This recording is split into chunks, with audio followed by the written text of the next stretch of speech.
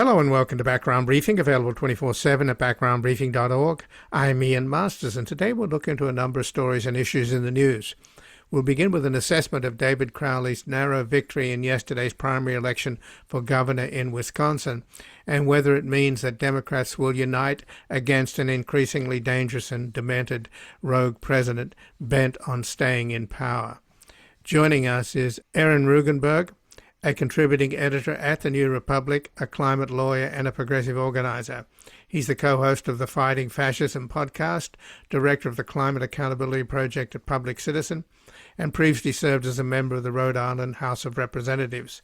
And he has an article at The Nation, Will El Sayed's centrist opponents vote blue no matter who? Then we'll examine the latest example of the sadistic pleasure that Trump, Stephen Miller, and Mark Wayne Mullin get from their increasingly cruel treatment of immigrants, even those here legally. Joining us to discuss the fate of Haitians in Ohio, Trump and Vance accused of eating cats and dogs, is Brian Concannon, a human rights lawyer and the executive director of the Institute for Justice and Democracy in Haiti. He lived in Haiti from 1995 to 2004, where he served as a human rights officer with the United Nations and co-managing attorney with the Bureau des Avocats Internationaux, a public interest law firm in Haiti. Then finally we'll look into the real economy instead of the one Trump says is the hottest in the world, and speak with Helaine Olen, managing editor at the American Economic Liberties Project. She's the author of Pound Foolish, Exposing the Dark Side of the Personal Finance Industry, and a co-author of The Index Card, Why Personal Finance Doesn't Have to Be Complicated. An MS Now contributing columnist. Her latest article we will discuss is A $20 Burrito Debate Shows the Right Struggles with Trump's Economy. And before we begin, for over a decade we have warned that Trump is both a criminal and likely a traitor, not to mention he's mentally unstable, egomaniacal, woefully ignorant, wildly incompetent, insatiably greedy, and spectacularly corrupt. Now it should be clear to all that Trump is doing everything he can to rig the next election and end American democracy as we know it. During these critical months, weeks, and days before the November elections, Background Briefing will intensify its investigations to expose MAGA chicanery, criminality, and cruelty, while exploring strategies and popular movements to ensure a massive turnout to remove our corrupt autocrat, as the Hungarian people showed us by getting rid of Trump's buddy Orban in a landslide. To help sustain us as we increase our staff to cover this critical moment, you can make a tax-deductible donation to our nonprofit foundation, the Public Truth Media Foundation, at publictruthmedia.org or at backgroundbriefing.org/donate. And thank you. And joining us now is Olen Regunberg, a contributing editor at The New Republic, a climate lawyer, and a progressive organizer. He's the co-host of the Fighting Fascism podcast, director of the Climate Accountability Project at Public Citizen, and previously served as a member of the Rhode Island House of Representatives. And he has an article at The Nation, Will El Sayed's centrist opponents vote blue no matter who? Welcome to Background Briefing, Olen Regunberg. Great to be with you, Ian. So, let's talk about what happened yesterday and last night in Wisconsin, where David Crowley, the Milwaukee County Executive, narrowly won the election. And he did today, the day after, make a fairly conciliatory and I thought a nice speech where he said, over the past few months, you've heard a lot of people try to define this election as a battle between the left and the center, between progressives and the establishment, between insiders and outsiders. That narrative misses the entire point of what we're doing, because when I traveled across Wisconsin, I didn't meet people who introduced themselves that way. Every one of us has something much bigger to unite around, and that is keeping MAGA extremism from bringing the chaos we see in Washington into our neighborhoods right here in the state of Wisconsin. From the very first day I announced this campaign, I said the real threat wasn't any of my primary opponents. The real opponent has always been Tom Tiffany, and that remains true today. So what do you think of that, Aaron? Yeah, I thought that was a great statement. just a perfect tone. And by the way, I should say I'm speaking not on behalf of my employer now, but yeah, I think David Crowley understands the assignment that we need to come together to defeat MAGA, and I wish that the entirety of the sort of centrist faction of the Democratic Party similarly understood that assignment, though it's unfortunately not super clear to me that that's the case. So where's the resistance, you think, to the unification that's necessary to stop an increasingly demented and dangerous rogue president from stealing the next election and staying in power? Well, and can I say quick, just a couple other thoughts on the election results last night? Because I think there's a few takeaways. I mean, the biggest story of the night, right, is populist Peggy Flanagan, who got outspent 5 or 7 to 1 in her Senate primary in Minnesota, defeating an incumbent corporate Dem member of Congress by 20 points, right? Like that was phenomenal, just a massive win that somehow the media narrative has kind of hushed to the side. The big picture takeaway for me from yesterday is still the left is ascendant in Democratic politics. And in Wisconsin, we had the collective power of the entire Democratic establishment had to come together to eke out this couple tenths of a point victory over the this under-resourced socialist who didn't have any big national names behind her. It's clear sort of the fundamental dynamics of where we are. As you said, I believe firmly we need to be now coming together, whether it's a populist who won like in Michigan with Abdul El-Sayed, or a centrist who won like in Wisconsin with David Crowley. And I do think that the populist faction of the party understands that.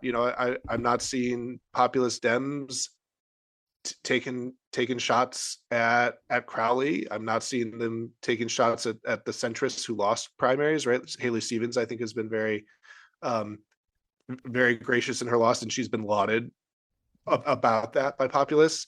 But we're still seeing some of these corporate Dems still doing pot shots on Democratic nominees, as well as dunking on populists who lost. The most obvious example, which I couldn't help but post about earlier today, is Neera Tanden, and it's just this is the head of ostensibly the sort of most important Democratic Party aligned think tank, Center for American Progress, and this person seems to be utterly unable to sort of like see the big picture here. She was attacking Abdul El-Sayed relentlessly for months, and she still hasn't sort of come around and started saying, okay, we got to come together and support the Dem nominee in Michigan. It's just, it's a strange thing to have someone in that position be so focused on this factional fight at this late stage. And obviously she's not alone, right? You had a number of folks coming out and saying they're not going to support Abdul El-Sayed in Michigan. Again, I'm not seeing any populists saying that about when a centrist wins like happened in Wisconsin. So I think there is sort of an imbalance here, and I would hope that we can start moving forward and fixing that imbalance, and that the folks who have for years weaponized this phrase of vote blue no matter who in order to sort of discipline progressives who have been voting blue no matter who, cycle after cycle after cycle. I would hope that some of these folks will find the wherewithal to actually vote blue no matter who. And do you think that the Wisconsin voters are going to vote for a black man in such a white state, as opposed to a Democratic Socialist who narrowly lost?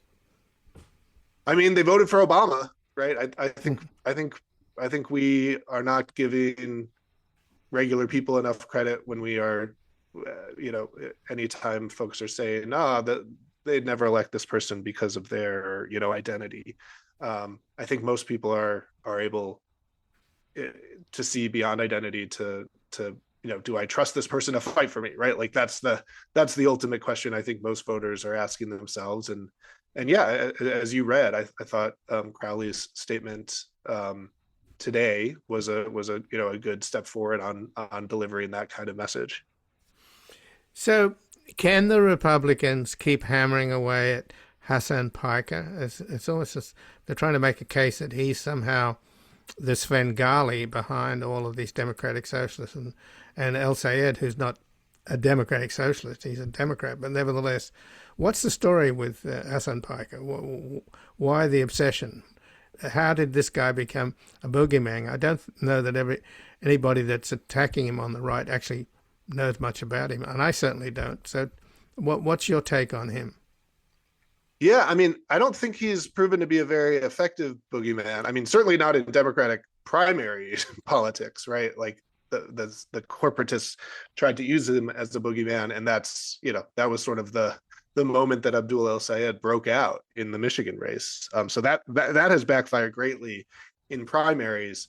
Republicans are going to try the same thing in the general election, I guess. They'll try to focus on some statements he's made in the past taken out of context. I think if you're spending your time, the Republican Party is using their limited bandwidth to deliver a message about some streamer, some Democratic aligned streamer who made some out of context comments a while ago that they say are not good but have nothing to do with the actual candidates or campaigns in question. That feels like pretty weak sauce. So like if that's I would probably say I'd rather have them beating that drum than other drums, because it doesn't feel like a very effective line of attack. Right. Well, they keep quoting something that he supposedly said, maybe he did say, I don't know, about 9/11, that we deserved it. But I'm not excusing stupidity and ridiculous remarks like banning Thanksgiving and Valentine's Day. But on the other hand, every minute of the day, Trump says the most outrageous, stupid, dishonest, blatantly lying garbage, just spews forth him like he's a fountain of disinformation. Right. I mean, that's one thing I think Democrats should try to do a better job of. Like Republicans, they're going to look for someone that they think there's political value to tying candidates to, and then they'll beat that drum. And I feel like Democrats don't do that as effectively. I mean, you look at Max Miller, right? A sitting Ohio congressman that no one in the Republican Party has called on to resign or leave, who actively broke his child daughter's collarbone, who's done the most horrific, disgusting things, and not a single Republican is even speaking up about it or calling on him to resign. Like, we should be hanging Max Miller, that disgusting creep, around the necks of every Republican. I haven't really seen our side doing that so much, but I think we should be, and there's other examples of that. Obviously, one other just lesson I want to flag about the primaries yesterday, because I think there's a couple lessons for both sides of the party potentially in the results. For the moderates, I would hope that there are moderates who are going to draw a lesson from the Minnesota race. Probably the number one reason that Peggy Flanagan absolutely walloped Angie Craig, right, by 20 points, despite being outspent, I can't remember if it's 5 or 7 to 1, but a huge margin, was because Angie Craig voted for the Lake and Riley Act, right? This legislation to require mandatory detention and deportation of any undocumented person that commits even the most minor offense, the tiniest shoplifting or anything. Just an insane piece of legislation, and Peggy Flanagan rightly lambasted her for it. And I think it was a huge factor in that race. And I would hope that centrists, take note of that. Obviously, Angie Craig voted for that reprehensible piece of legislation because she cravenly thought it would be in her self-interest to do so, right? She thought there'd be political value for her to show that she's tough on immigrants or whatever. And so it was this sort of cowardly, selfish kind of thing. And it turned out that his analysis was completely wrong, right? Like, that was not in her self-interest. It's probably the number one reason why she just got totally destroyed in her attempt to become a United States senator. And so anyway, I would hope that there are centrists who are going to look at that and think to themselves, okay, maybe we should not actually, for our own self-interest, be so craven and cowardly all the time on issues like this, right? And I think it would be a good thing for the entire Democratic Party if our moderate wing were saying, oh, let's not be so craven all the time. So I think that should be a lesson for their side from it. I think there's maybe a lesson for the populists, for the left side, in just comparing the Minnesota to Wisconsin results. Again, I don't want to pile on Fran Hong. What she was able to do with so little support is pretty remarkable. But it does seem like you can look at these results side by side and draw a pretty clear lesson that, people want economic populism. It seems like there are super majorities who want a New Deal type of program being put forward. And it seems like there's a lot less people who are excited about the more sort of, lefty culture war kind of stuff. You mentioned the Thanksgiving comment, etc. And so, again, I think Francesca Hong obviously ran a pretty remarkable campaign to get as close as she did and to require as much of an establishment freak out to eke out this tiny win as she did. But at the same time, I think the left, including orgs like DSA and others, should be keeping this in mind as a lesson moving forward as they're considering recruitment decisions and things like that the economic populism is what people want right now. There's a real supermajority there that we could build, and that's what we should be focusing on. But didn't the Minnesota race for the Senate also show the revulsion that most Americans have towards ICE, Mark Wayne, Mullin, Stephen Miller, Donald Trump? We're going to be doing a segment just after this conversation on what's happening in Ohio with the Haitians who were here legally, and now they're having to be shackled like slaves with ankle bracelets and about to be booted out. And of course, we know that both Vice President Vance and Trump referred to these people as eating cats and dogs. So in Minnesota, it was pretty clear that what happened with the shooting of Renee Good and Alex Preddy is still an open wound. And that seems to have hurt Angie Craig enormously. Yeah, again, Flanagan, I think, just hung around her neck her vote for the Lake and Riley Act and for resolution thanking ICE. And this is a state that has seen very up close and firsthand just how horrific these forces are. And so the call to abolish ICE, again, it is not just the sort of morally and politically correct thing that Democrats should be calling for right now, and electorally beneficial. As you said, there is this revulsion with this across the board that we should be trying to, step in and lead the way on. But it's also the right thing for your own self-interest. If you're a Democratic elected official who wants to succeed right now, I think the elections last night are a pretty good piece of evidence that you should be getting on board the train of saying we need to hold these fascist jackbooted thugs accountable. So just in closing then, Aaron, what's your sense of critiques of Chuck Schumer and Hakeem Jeffries? Are they going to continue, or is it just all hands on deck now?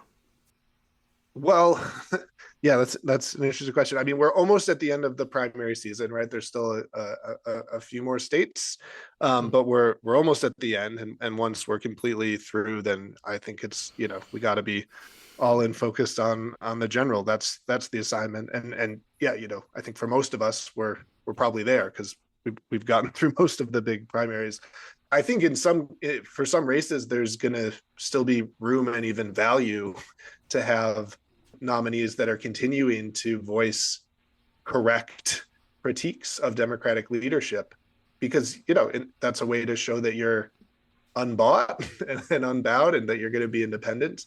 And certainly, Democratic leadership continues to need to feel pressure. But overall, yes, I agree that we are now turning to general election mode, and we need to be prioritizing beating these MAGA freaks, uh, and Well, that's certainly where my extracurricular energy is going to be going. well, Aaron Regunberg, I thank you very much for joining us here today. Always great to be with you, Ian. Well, thank you, Aaron. Again, I've been speaking with Aaron Regunberg, a contributing editor at the New Republic, a climate lawyer, and a progressive organizer. He's the co-host of the Fighting Fascism podcast, director of the Climate Accountability Project at Public Citizen, and previously served as a member of the Rhode Island House of Representatives. And he has an article at The Nation, Will El Sayed's centrist opponents vote blue no matter who? We're going to take a brief station break. We're back examining the latest example of the sadistic pleasure that Trump, Stephen Miller, and Markwayne Mullin get from their increasingly cruel treatment of immigrants, even those here legally.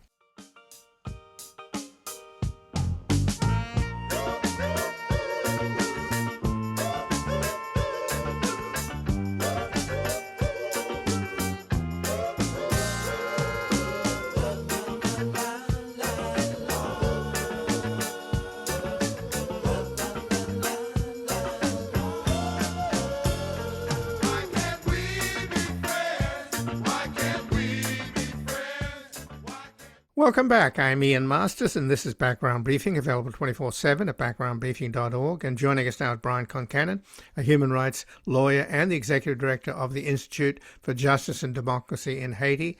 And he's lived in Haiti, where he served as a human rights officer with the United Nations and was co-managing attorney with the Bureau des Avocats Internationaux, a public interest law firm in Haiti. Welcome to Background Briefing, Brian Concannon. Well, thanks for having me, Ian. It's good to be back with you. Likewise, Brian, and I must say it's just heartbreaking. There's a picture of a Haitian man in Springfield, Ohio, collapsed to the ground, weeping in humiliation, having been forced to wear an ankle bracelet, which of course is a reminder of the shackles that slaves wore, after all, Haiti being a country where the slaves revolted and became the first to become independent from France, and then got, of course, saddled with massive reparations. So the idea that you have to wear ankle bracelets, for what reason? I mean, these are people who have TPS, temporary protection, and all they want is jobs. They just want to work. They're not going anywhere. So why humiliate them with ankle bracelets? Well, the humiliation and the cruelty is exactly the point. And they got the ankle bracelets put on because they got a letter from DHS saying you need to show up, and they did show up. So these people are demonstrating that they're reliable, that if the immigration authorities call them, they'll come. And then they put the ankle bracelets on. I mean, it's a way to humiliate them. It's a way to expose them to stigma from, therefore everybody knows that they're TPS recipients and that they're possibly in line to get deported. But beyond the humiliation, there's also fear. That person that was in that CNN story, he was in the United States because he'd been attacked by gangs. He has a big scar on the right side of his head from a gang attack, and he was fleeing for his safety. And so not only does he face humiliation, he faces deportation back to an extremely dangerous Haiti. So this then is the work of Stephen Miller, Donald Trump, and Markwayne Mullin, these sadistic people who get pleasure out of hurting vulnerable people. That's what it comes down to. Yes, and the sadism and the cruelty is really their brand, that people like Stephen Miller, I mean, their whole reputation, their influence is based on being able to enrage people and make people hate. That brand has obviously gotten them far, but I think, and they're going to continue, they have no other choice but continue to push for cruelty. But it's also important to note that that position is becoming increasingly unpopular. A recent poll found that only 30% of Americans support what ICE is doing on its deportations. And that public opinion reality is hitting the Republican Party. Republicans realize that ICE raids, including deporting Haitians, could cost them control of the House of Representatives or the Senate in the upcoming elections. And so what DHS is trying to do is to navigate a course between the two. They're under pressure from the likes of Stephen Miller, but they also recognize the reality of the American people who oppose that. And so DHS has had a bit of an uneven policy. They've talked about deporting Haitians. They've brought the Haitians in Springfield in for ankle bracelets. They've done some arrests for deportations, especially in Maryland's Eastern Shore, but there has not been yet the systematic arrests that we all expected when TPS formally ended last week. And I think that gives an opportunity for the rest of us to continue to push back, to say that as Americans, this isn't who we are. We don't agree with cruelty. We don't agree with taking 350,000 valuable members of our communities and sending them back to the horrors of Haiti. Well, but there's plenty of evidence and examples of the cruelty of picking up people and, basically just grabbing them out of cars, even leaving cars at gas stations with their engines running, breaking up families, having kids crying. There was, of course, the terrible shooting in Maine where the 3-year-old daughter watched her father die, weeping along with the mother after he'd been shot by a clearly unqualified, psychotic piece of a terrible guy. And even Mark Wayne Mullin admitted that maybe the screening process is not working. They're throwing money at these people, taxpayer money. Our taxpayer money is now being spent to give ICE agents special gloves that will electrocute you so they can grab people and give them electric shocks. I mean, they're all kitted out with so much stuff. They're just absolutely overwhelmed with money. $70 billion the Republicans just gave them on top of $100 billion that they haven't even spent.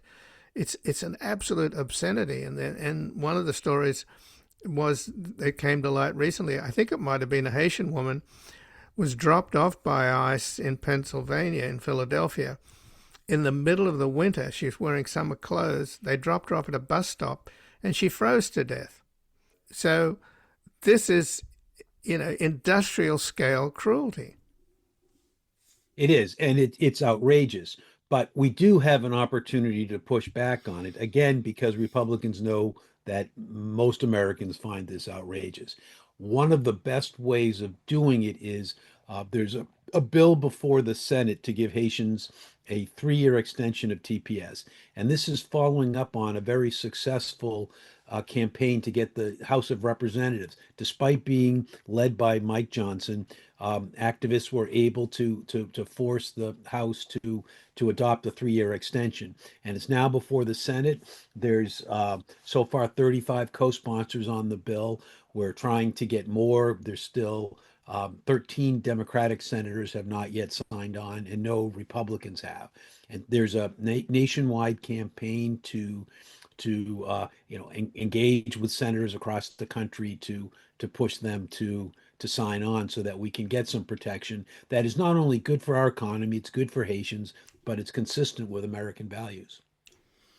And since you spent a lot of time in Haiti and know what's happening there, Brian, give us a brief description of what life is like now, because you mentioned the Haitian who was featured in CNN, and the picture that I mentioned at the Guardian today of him crumpled on the ground with an ankle bracelet, weeping copiously because of the humiliation he just suffered at the ICE facility in Ohio. He'd already has a huge scar, as you mentioned, from being hit over the head by these Haitian gangs.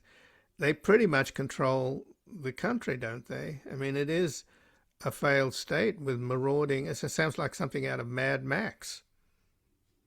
Yes, and it's important to note, and especially as always, I appreciate you bringing in the history, and you talked about the history of U.S. interference in Haiti. And for the last 20 years, the U.S. has made sure that whoever is running Haiti represents U.S. interests, not Haitian voters. Haiti has zero elected officials in office. It has not had a presidential election since 2016. The current prime minister of Haiti, he basically got his job in February of this year, when the U.S. literally sent a gunship to Port-au-Prince Harbor to make sure that he was enthroned as a prime minister until he runs elections. And so, really, we created this situation. Gangs control 90% of the capital, Port-au-Prince. Haiti is one of the top five hungriest countries in the world.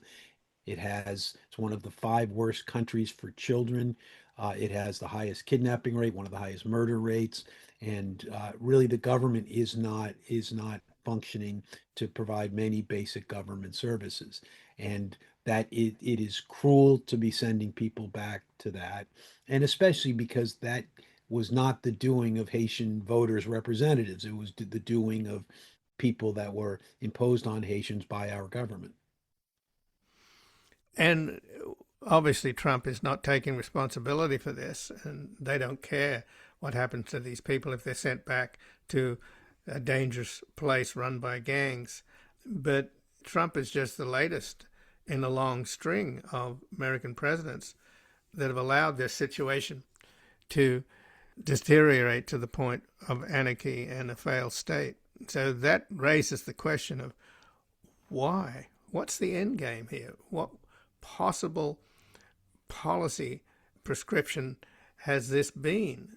Who thought that this was a good idea, and what were they? Why were they doing this? Why have they prevented the Haitians from having control over their own destiny?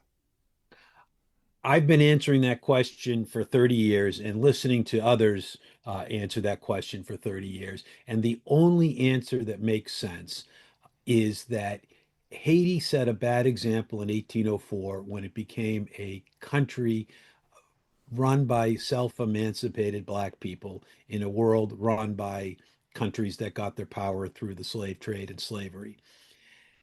We still have the same countries, including the United States, that built their economic power through enslavement and the slave trade, are still running the world. Haiti continues to try to be an example of fighting for racial equality. Back in 2000, Haiti's president asked for reparations for slavery. He asked for equal participation by Black-led countries at the United Nations and in other places. And we couldn't tolerate that, so we literally kidnapped Haiti's president and sent him to Africa. And ever since then, we've made sure that no Haitian elected official will fight on the global stage for global racial equality. And it's really that, Haiti has always been a key a key actor in the fight for racial equality. And although the media in the US and politicians often talk about Haiti as an impoverished place, it's really Haiti's strength, the strength of its example in the fight for equality, that is the reason why so many resources are spent to prevent Haiti from being a stable country.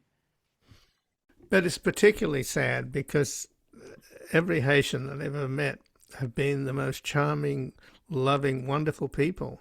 I don't know how they have such a positive outlook on life in spite of the horrors that they've endured. That's true in Haiti. That's true in the United States. And every time I talk to a Haitian TPS holder, I'm just shattered that this person is being sent back.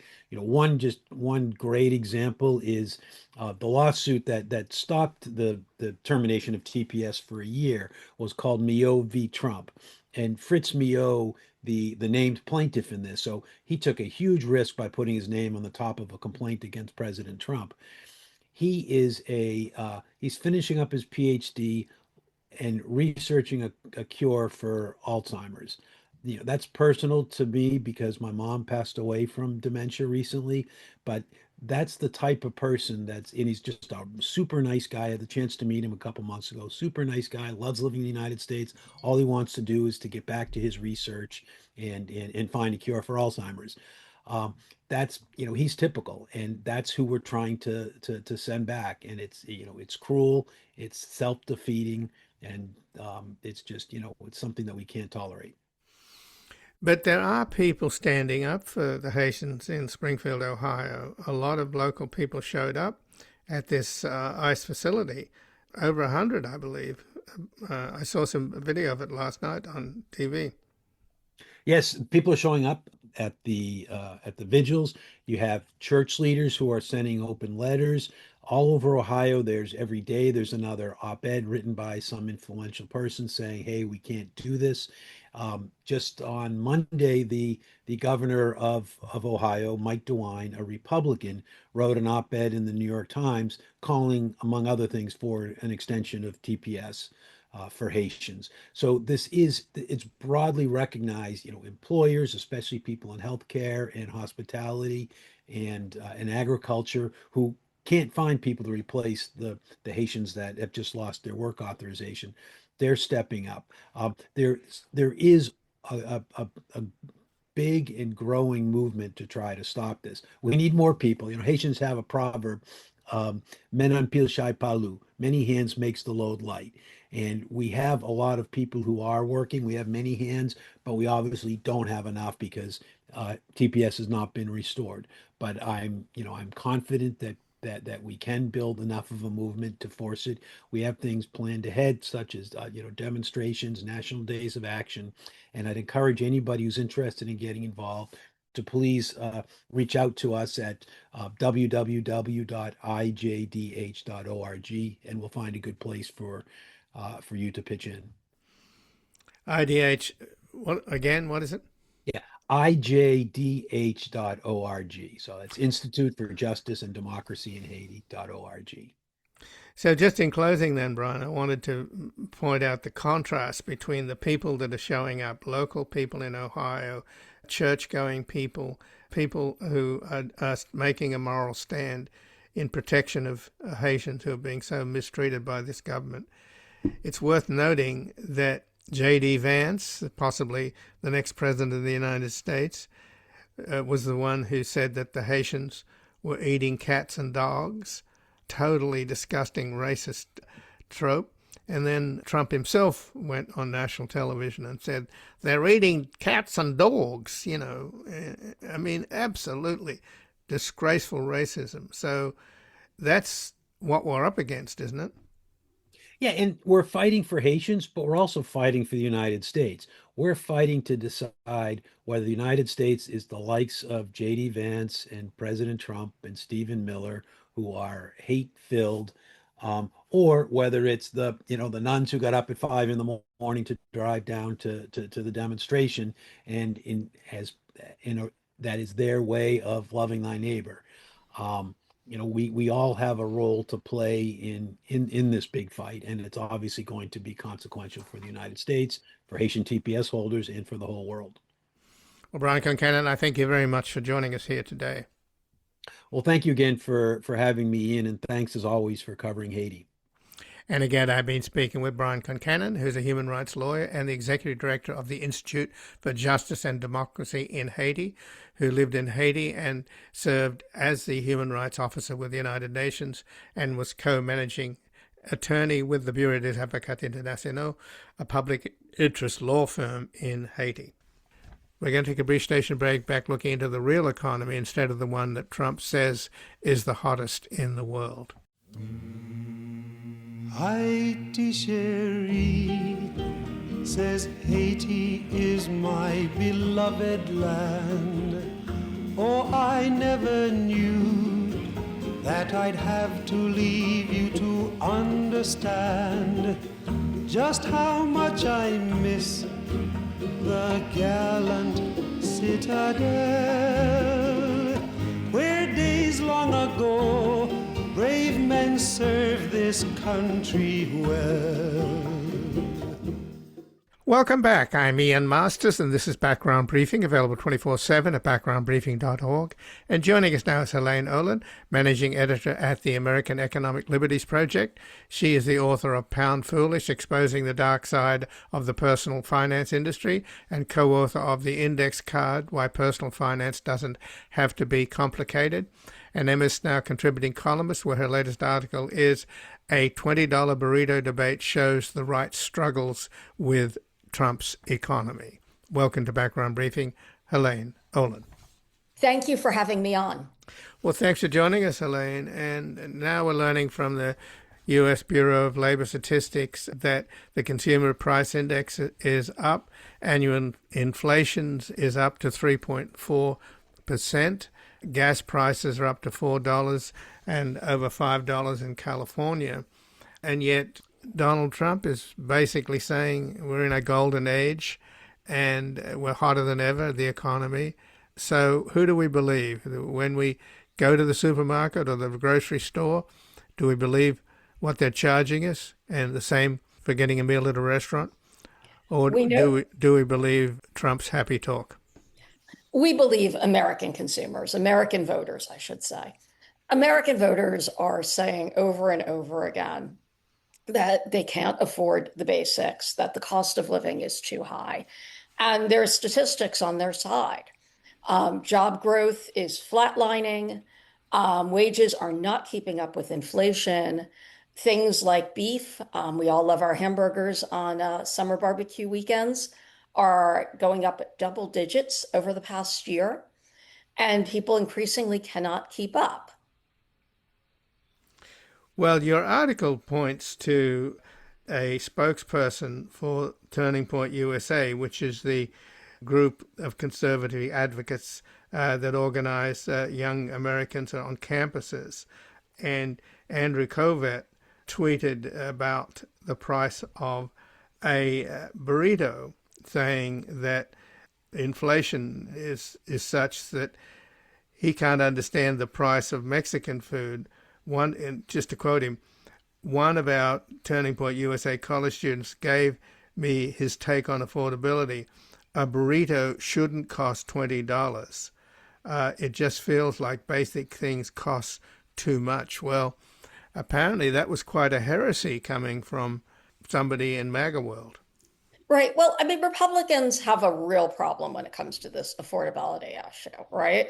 Because it's actually quite serious. And if you admit it, you're criticizing Trump, right? Which is not allowed. And if you don't admit it, people just think you're lying to them, basically, because you are lying to them.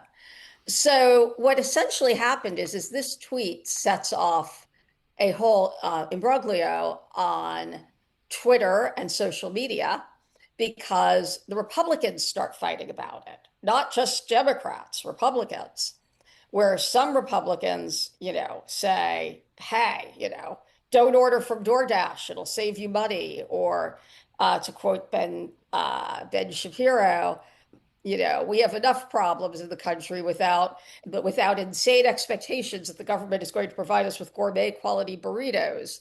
One congressman told people to stop whining. And this in turn set off other Republicans like Ron DeSantis' spokesperson, Christine Pushaw, who admitted that, that grocery prices are high and that they're not keeping up with that wages aren't keeping up with the price of needed goods. Others pointed out that gas prices are up, and why? Because of the war with Iran that Trump, is waging illegally. And so, because this has left Republicans in a position where they're going to either have to criticize Trump or they're just going to look like the stooges they often are. So just to follow up on what Congressman Dan Crenshaw tweeted in response to the Turning Point USA quote about a $20 burrito. He said, "Stop whining, get a job, eat ramen like the rest of us did in college." And then Washington Post columnist Mark Thiessen echoed Congressman Crenshaw's dietary advice, saying, "When I graduated, I lived on ramen noodles, had 2 roommates, and worked 2 jobs. I didn't whine about affordability. I worked hard so I could one day afford a better life." So again, this is answering real economic problems with kind of this blame the victim notion that somehow if you're not successful, you're a whiner. I mean, I can't see any other advice coming from them. They're not telling us how we can make a better economy. No, they're telling us to shut up and eat ramen. Right. I mean, this is a long tradition in like American politics and American life. 30 years ago when the switch came to the 401k, there was a guy who made a whole empire out of telling people that they could save $1 million for retirement if only they gave up their Starbucks latte, because apparently that was why people weren't putting money in their 401k because they were too busy buying, coffee every day. More recently, when millennials began complaining about the cost of housing a decade ago, which they were completely right about, a whole coterie came forward to declare that they should stop buying avocado. They should stop buying avocado toast, and then they would be able to afford a house, right? So this has been like a whole tradition in American life to just basically tell people to shut up and stuff it when it comes to serious cost of living concerns. And it's said in part because it's a way of blaming the victim for what's going on. It's a way of not admitting that costs for things like housing, like healthcare, like education have gone up at rates well beyond that of inflation for decades now. That wages are stagnant at best. They're actually falling as of this morning's CPI report. Jobs are hard to find. But this is a way of saying it's your fault. Now, whether that'll work at the ballot box or not, I have my doubts because voters at the end of the day are pretty concerned about affordability. And they're not going to go, gee, it's my fault. I'll just, vote for this guy again or this woman again. That's, the lesson the Democrats also learned in 2024 when they tried to deny the inflation view of the Biden era initially. People weren't taking that either. So you point out, though, in your article at MS Now, Helaine, that along with the $20 burrito, which freaked out these Republicans, and they went after the Turning Point USA guy who posted it as though that was a heresy. But you also point out that the Wall Street Journal recently reported that there was a $100 hot dog stuffed with caviar sold at a Formula One's Miami Grand Prix and the Miami Open tennis games. So here you have the Gilded Age, right? The new Gilded Age. Let them eat cake. People obviously profiting from the Trump economy, which includes Trump and his disgraceful family. They're living it high, right? Right. I mean, one of the things that's going on here is what, has been called the K-shaped economy. The idea that the gains are accruing to the top, depending on how you want to break this down, right? The top 10% of earners who are then being, outpaced by the top 1% of earners, who are then being outpaced by the top, 0.01, the Elon Musks of the world. And, of course, a lot of the people doing the scolding are in that group. And so that is what is keeping our economy afloat at this point. There's a lot of evidence to show this is what's buttressing. This is the group that's buttressing retail spending. This is the group that's traveling to Europe. Because they are the group that can afford the fact that airline prices have gone up 25% this year. But on the other hand, they're also doing an immense amount of spending. As I pointed out, it's not just that there was a $100 hot dog with caviar at all these sporting events in Miami. It was that it's sold out. Like, they couldn't keep up with demand. So the people who have money. And instead of trying to ask why others don't or how to fix this, a certain percentage of them, per what's being called burrito gate, are just blaming the people who don't have money. It leaves a pretty sour taste in people's mouths. So where's the revolution then? Do you see it happening? I mean, there's a lot of coverage, of course, about Democratic Socialists, although one did not win, narrowly was defeated yesterday in Wisconsin. And by the way, CNN just had a poll recently saying that 1/3 of Democratic voters are Democratic Socialists. So is that the response, or is there a connection here? I mean, there are two things. One is political expression via elections, but the other one is a genuine sort of revolution, people taking to the streets as they did in the French Revolution. Of course, I'm not advocating the guillotine. Right. I mean, I'll answer this two different ways. I mean, As a general rule of thumb, vast ages of inequality, like the one we're living through now, tend to end pretty badly, in ways that probably will seem predictable in retrospect, but to me or to you, are completely unpredictable at this moment. It What cannot last will not last, though how it won't last, I can't tell you, and you can't tell me. I would say in a more immediate way, I wrote about this about a decade ago. If you were looking at polling trends and voting trends, 2016, 2017, 2018, it was very clear that millennials were not just trending much more left wing than preceding generations, like Gen Xers and baby boomers. Gen Xers and baby boomers tended to get more conservative as they got older. This was clearly not happening with millennials. And I speculated at the time that this was probably going to change our politics. And I think we are beginning to see that. They are, I believe, the largest generation at this point, or are about to be. Um, and you're going to see this cohort start to exert real power at the ballot box. And I think you can particularly see that in places like New York, which does have a fairly large group of, under 40 voters at this point, where, Mamdani basically won on their strength. And you see that in some of the DSA districts in places like Los Angeles and New York, which tend to be younger as well. So I think things are going to change, things are going to shift. And I think we're going to be in for a really interesting ride over the next decade. And I hope by the end, we are in a much better position than we are now, because this is not a particularly good place to be. And I would say that even for people like Elon Musk. I mean, why in the end would you want to live that cloistered and that threatened and frightened on some level?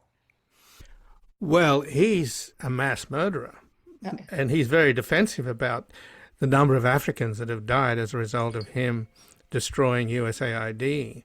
So I'm quite happy to see him haunted. I would be happy to see him haunted too. Don't get me wrong. But I mean, at a certain level, I think what you start seeing in these periods of inequality is people like Musk acting in what are their short-term interests, but not their long-term interests. Because short-term interests are to make more money. It's pathological on some level, right? Because how much money does a person need? But, this is how they see their interests, right? But long term, they're actually better off with somewhat less money, to use, examples other than Musk's, right? Bill Gates or somebody like that, with less money, but a more stable society. I think any Russian aristocrat, or, around 1920 could probably have told them that. So, you know, at some point, we're going to get a shift. And hoping it is a shift in the most painless way possible. But I don't think anybody could guarantee that. Well, when you talk about people like Musk being only interested in more and more money, the President of the United States is an amazingly powerful example of that. This is a man who has no morality, no decency, a complete sleaze in terms of his personal life and his personal history, has total contempt for the law. But the one thing that drives him is the need for more and more money, because he was a phony billionaire that was a billionaire because he made a TV show, or a TV show was made about him that made him seem like a business genius when he was a serial bankrupter. But then he's found a way to monetize the presidency, particularly in his second presidency. And he's made last year $2.3 billion, and he's likely to this year have doubled that. So this is an example, isn't it, of a man that his main obsession in life is to accrue money to be on the Forbes list to join the pantheon of billionaires. It's wild. I mean, I'm a New Yorker, so even though I live in Los Angeles these days, I'm still a New Yorker. So I've had this guy in my life in some way, my entire life, basically. I mean, it's kind of wild because you think about it. He basically looks like he has one foot in the grave at this point, and he's still running clearly wants his legacy to be that he has the most corrupt administration in American history, which is an achievement because we've had some pretty corrupt administrations over the years. Making money that he could never spend, even if he was 20 years old, right? The level of unfathomable corruption and destruction, whether it's in the pardoning of white-collar criminals, whether it's in letting, Elon Musk do what he did with U.S. aid and, resulting, as you pointed out, in the murder of thousands upon thousands of people, whether it's, just the destruction of the American bureaucracy, whether it's financial crimes that are being enabled, whether it's allowing monopolies to build up that in turn, by the way, are helping raise the cost of living. It's an enormously destructive legacy. And to what end, right? It's just pathological at a certain point.